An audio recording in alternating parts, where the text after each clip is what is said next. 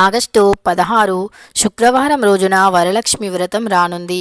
ఈ వరలక్ష్మి వ్రతం రోజున ఈ ఒక్క దీపాన్ని ఈ ఒక్క ప్రదేశంలో వెలిగించి చూడండి. ఇక మీ జీవితం మారిపోతుంది, మీ దశ తిరిగిపోతుంది. అంతేకాదు, ఈ ఒక్క దీపం అనేది ఖచ్చితంగా మీ దశను తింపేస్తుంది. అలానే మీ దరిద్రం కూడా తొలగిపోతుంది. వరలక్ష్మి వ్రతం అనేది చాలా పవిత్రమైనటువంటిది. శ్రావణ మాసంలో వచ్చే ఈ పవిత్రమైనటువంటి రోజుకి మహిళలు ఎంతో ప్రాధాన్యతను ఇస్తూ ఉంటారు. ఈ వరలక్ష్మి వ్రతం రోజున కొన్ని పవిత్రమైనటువంటి శుభకార్యాలు చేయటం వల్ల, కొన్ని పవిత్రమైనటువంటి పూజలు చేయటం వల్ల అమ్మవారి అనుగ్రహం లభిస్తుంది. ముఖ్యంగా వరలక్ష్మి వ్రతాన్ని చేయటం వల్ల సకల సౌభాగ్యాలు, వరాల వర్షం కురుస్తుంది. సిరి సంపదలకి లోటు అనేది ఉండదు. ఇంట్లో ధనవర్షం కురుస్తుంది. దరిద్రాలు తొలగిపోతాయి. తెలిసి తెలియక చేసిన పాపాల నుండి విముక్తిని పొందుతాము. ఇలాంటి పవిత్రమైనటువంటి రోజున ఎవరైతే ఈ ఒక్క దీపాన్ని ఈ ప్రదేశంలో వెలిగిస్తారో అలాంటి వారి దరిద్రాలు అన్నీ ఖచ్చితంగా తొలగిపోతాయి. అయితే మరి ఈ వరలక్ష్మి వ్రతం రోజున ఏ దీపాన్ని ఎక్కడ వెలిగించాలి అనే పూర్తి వివరాలను ఇప్పుడు మనం వీడియోలో తెలుసుకుందాం. అంతకంటే ముందు మన ఛానల్ని ఎవరైతే కొత్తగా చూస్తున్నారో అలాంటి వారు తప్పకుండా సబ్స్క్రైబ్ చేసుకోండి. అలానే ఇంకెన్నో మంచి మంచి వీడియోస్ కోసం మన ఛానల్ని లైక్ చేసి షేర్ చేయండి. ఇక వీడియోలోకి వెళితే, పరమ పవిత్రమైనటువంటిది శ్రావణ మాసం. ఈ మాసంలో వచ్చే ప్రతిరోజు పవిత్రమైనటువంటిదే. ఈ పవిత్రమైనటువంటి రోజున చేసే ప్రతి పని కూడా అద్భుతమైన ఫలితాలను ఇస్తుంది.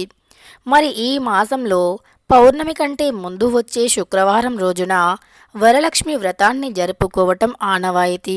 అయితే ఈ పవిత్రమైనటువంటి రోజున వరలక్ష్మి వ్రతాన్ని పెళ్లి అయిన ఆడవాళ్ళు, పెళ్లి కాని ఆడవాళ్ళు అందరూ కూడా ఆచరించవచ్చు. ఈ వ్రతాన్ని చేయటం వల్ల స్త్రీ యొక్క సౌభాగ్యం, సంపద పెరుగుతుంది అని నమ్మకం. లక్ష్మీదేవి అనుగ్రహం ఉంటే చాలు, అన్నీ కూడా దరిద్రాలు తొలగిపోతాయి. అంతేకాదు, ఇంట్లో కూడా ఎలాంటి సమస్యలు ఉండవు. భార్యాభర్తల మధ్య గొడవలు కూడా ఉండవు. అంతేకాదు, ఐశ్వర్యానికి ఎలాంటి లోటు కూడా ఉండదు. మరి ఈ పవిత్రమైనటువంటి వరలక్ష్మి వ్రతం పూజను ఏ విధంగా చేయాలి, ఆ రోజున ఏ నియమాలు పాటించాలి అనే వివరాలను ఈ వీడియోలో స్పష్టంగా తెలుసుకుందాం. ఈ వరలక్ష్మి వ్రతం రోజున సూర్యుడు ఉదయించకముందే బ్రాహ్మీ ముహూర్తంలో నిద్ర లేవాలి. బ్రాహ్మీ ముహూర్తం అంటే సూర్యుడు ఉదయించకముందు ఉండే కాలాన్ని బ్రాహ్మీ ముహూర్తం అంటారు. ఆ సమయంలో దైవానుగ్రహం అధికంగా ఉంటుంది. దైవశక్తి యొక్క అనుగ్రహం పొందటానికి చాలా సులువుగా ఉంటుంది. అంతేకాదు, బ్రాహ్మీ ముహూర్తంలో సకల దేవతలు భూలోక సంచారణ చేస్తారు అని కూడా పండితులు వివరిస్తున్నారు. అందుకే ఆ సమయంలో నిద్ర లేవటం వల్ల లక్ష్మీదేవి కటాక్షం కలుగుతుంది. అలా బ్రాహ్మీ ముహూర్తంలో నిద్ర లేచి ఇల్లుని, వాకిలిని శుభ్రం చేసుకోవాలి. ఇల్లు తుడిచే నీటిలో రాళ్ల ఉప్పు, పచ్చకర్పూరం, గరిక ఈ 3 పదార్థాలను కూడా వేసి ఇల్లుని శుభ్రం చేయాలి. ఇల్లు శుభ్రం చేసిన తర్వాత ఇంట్లో ధూపం వేయాలి. మన హిందూ ధర్మాల ప్రకారం ఏ చిన్న పండగ వచ్చినా, ఏ చిన్న శుభకార్యాలైనా ఖచ్చితంగా మనం ఇల్లుని శుభ్రం చేస్తూ ఉంటాము. వాకిలిని కూడా శుభ్రం చేస్తూ ఉంటాము. ఎందుకంటే లక్ష్మీదేవికి పరిశుభ్రత అంటే చాలా ఇష్టం. శుభ్రంగా ఉన్న ఇంట్లోకి మాత్రమే లక్ష్మీదేవి వస్తుంది. అందుకే ఈ పవిత్రమైనటువంటి రోజుల్లో తప్పకుండా మనం ఇంటిని శుభ్రం చేస్తూ ఉంటాము. అందువల్ల శుభ్రం చేయటం వల్ల లక్ష్మీదేవి వస్తుంది. ఇంట్లో ఉండే నెగిటివ్ ఎనర్జీ బయటికి వెళ్ళిపోతుంది. కాబట్టి మనం ఇల్లుని శుభ్రం చేసి తరువాత వాకిలిని శుభ్రం చేసి వాకిట్లో అందమైన ముగ్గులను పెట్టాలి. అంతేకాదు, వాకిట్లో రంగురంగుల ముగ్గులను పెట్టి గుమ్మానికి ఇరువైపులా అష్టదళ పద్మం ముగ్గులను వేయాలి. ఇలా అష్టదళ పద్మం ముగ్గులను వేసి లక్ష్మీదేవిని మనస్ఫూర్తిగా పూజించాలి. శుభ్రమైన ఉతికిన దుస్తులను ధరించాలి. ఈ శక్తివంతమైన వరలక్ష్మి వ్రతం రోజున ఎవరైతే పసుపు రంగు, ఆకుపచ్చ రంగు వంటి శుభప్రదమైన దుస్తులను ధరించి చేతి నిండా గాజులు వేసుకుని నుదిటిన కుంకుమను ధరించి అమ్మవారిని పూజిస్తారో అలాంటి వారికి సౌభాగ్యం సంపద పెరుగుతుంది. కష్టాలు అనేవి ఖచ్చితంగా తొలగిపోతాయి. కాబట్టి ఈ విధంగా అమ్మవారిని పూజించాలి. అమ్మవారికి ఎంతో ప్రీతికరమైనటువంటి శనగలను ఖచ్చితంగా ప్రసాదంగా నివేదించాలి. పులిహోర, శనగలు, పాయసం, పునుగులు వంటివి లక్ష్మీదేవికి చాలా ఇష్టం. కాబట్టి అలాంటివి లక్ష్మీదేవికి నైవేద్యంగా నివేదించాలి. తరువాత అమ్మవారిని భక్తి శ్రద్ధలతో పూజించి అమ్మవారి యొక్క నామస్మరణ చేసి వచ్చిన ముత్తైదువలకి తోచిన విధంగా తాంబూలాన్ని విచ్చేయాలి. అలా చేసి వారి యొక్క ఆశీస్సులను పొందాలి. ఈ విధంగా అమ్మవారి పూజను చాలా సింపుల్గా ఎలాంటి ఆడంబరాలకి పోకుండా లక్ష్మీదేవిని పూజిస్తే చాలు. ఖచ్చితంగా అన్ని రకాల దరిద్ర బాధలు తొలగిపోయి ఐశ్వర్యం కలుగుతుంది. అయితే లక్ష్మీదేవిని ఇలా పూజించి అమ్మవారికి సువాసన భరితమైనటువంటి పుష్పాలను సమర్పించి తరువాత అమ్మవారిని ఏ కోరికైనా కోరుకుంటే తప్పకుండా నెరవేరుతుంది. అలానే మన హిందూ ధర్మాల ప్రకారం దీపానికి చాలా ప్రత్యేక ప్రాముఖ్యత ఉంటుంది. దీపం అనేది చాలా పవిత్రమైనటువంటిది. ప్రతినిత్యము పూజ గదిలో దీపాన్ని వెలిగించడం వల్ల ఇంట్లో ఉండే నెగటివ్ ఎనర్జీ వెళ్ళిపోతుంది. లక్ష్మీదేవి కటాక్షం కలుగుతుంది. ఎవరైతే ప్రతినిత్యము పూజ గదిలో దీపాన్ని వెలిగిస్తారో అలాంటి వారి ఇంట్లో లక్ష్మీదేవి ఎప్పటికీ కొలువై ఉంటుంది. అలాంటి వారి ఇంట్లో ఆర్థిక కష్టాలు కూడా అధికంగా అసలు ఉండవు. కాబట్టి లక్ష్మీదేవికి ఇష్టమైనటువంటి దీపాన్ని వెలిగించి ఎవరు ఏ పూజ చేసినా తప్పకుండా దీపాన్ని వెలిగించాలి. వాస్తుశాస్త్రం ప్రకారం కొన్ని రకాల అంటే వాస్తు దోషాలు తొలగిపోవటానికి కూడా ఎన్నో రకాల పరిహారాలు చేస్తూ ఉంటాము. ఇలాంటి పవిత్రమైనటువంటి రోజుల్లో చేసే ఒక్క చిన్న పూజ అయినా అది ఎంతో గొప్ప ఫలితాన్ని తెచ్చి పెడుతుంది. కాబట్టి మనం ఈ వరలక్ష్మి వ్రతం రోజున దీపాన్ని ఈ ప్రదేశంలో వెలిగిస్తే చాలు, లక్ష్మీదేవి ఆనంద తాండవం చేస్తుంది.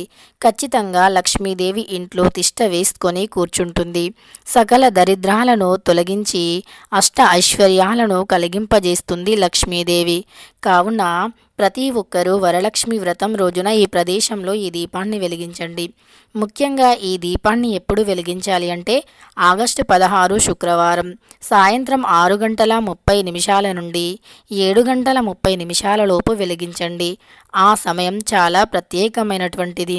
ఆ సమయంలో లక్ష్మీదేవిని పూజించిన వారికి ఖచ్చితంగా సిరుల వర్షం కురుస్తుంది. లక్ష్మీదేవి అనుగ్రహం తప్పకుండా లభిస్తుంది. కాబట్టి ఆ సమయంలో తదాస్తు దేవతలు భూలోక సంచారణ చేసే సమయమని శాస్త్రం చెబుతుంది. అందుకే ఆ సమయంలో ఏది కోరుకున్నా నెరవేరుతుంది.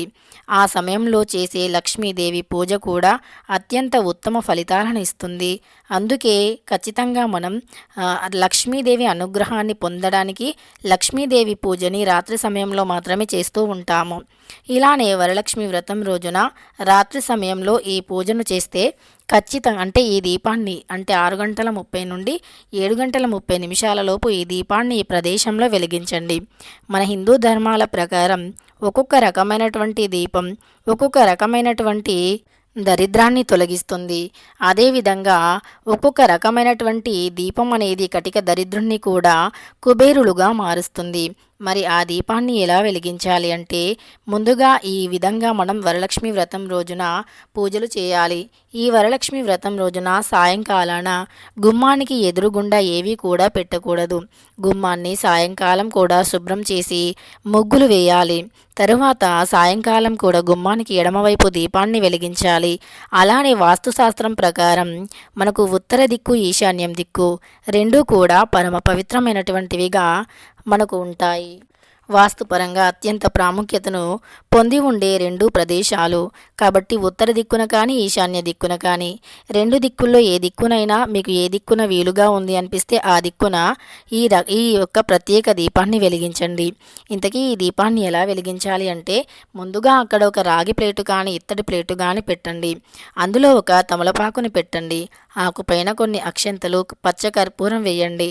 తరువాత మీరు దీపపు కొందులోనైనా లేదా మట్టి ప్రమిదనైనా సరే ఆకుపైన పెట్టేసి అందులో విప్ప నూనె ఉంటే విప్ప నూనె లేదా ఆవు నెయ్యి ఉంటే ఆవు నెయ్యితో దీపాన్ని వెలిగించండి. ఆ దీపంలో ఎర్రని వత్తులను వేయండి. ఎర్రని వత్తులను వేసి దీపాన్ని వెలిగించండి.